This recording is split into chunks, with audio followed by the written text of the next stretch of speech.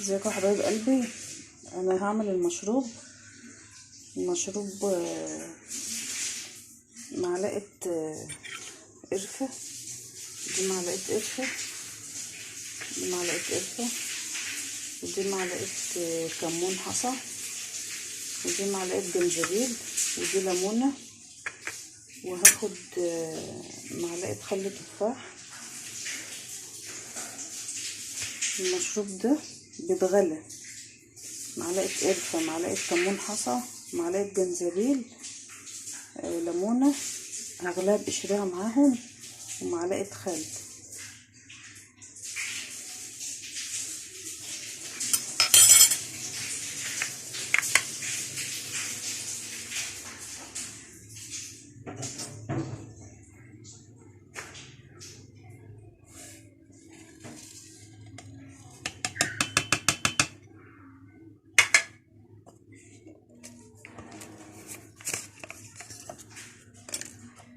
هحط معلقه خل،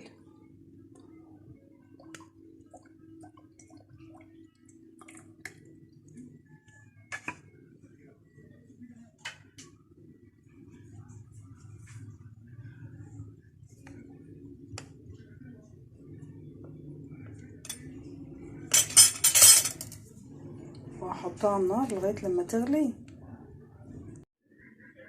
ادي المشروب اهو. عملت ايه؟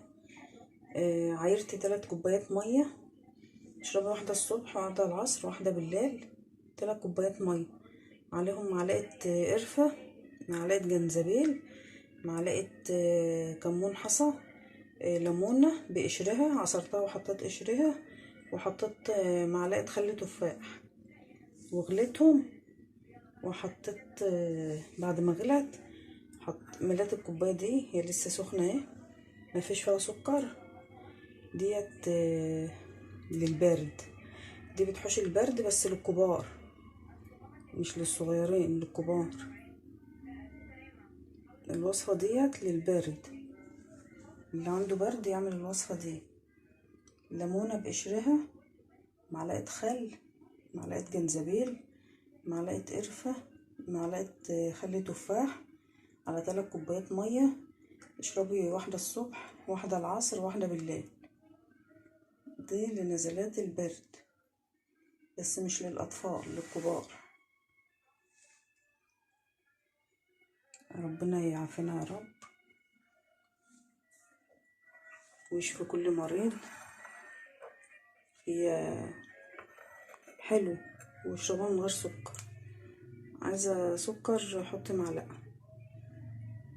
يلا قومي، اللي تعبان يقوم يعمل الوصفه دي. الوصفه دي حلوه مجربه. يلا يا قلبي، باي. ربنا يشفي كل مريض. باي.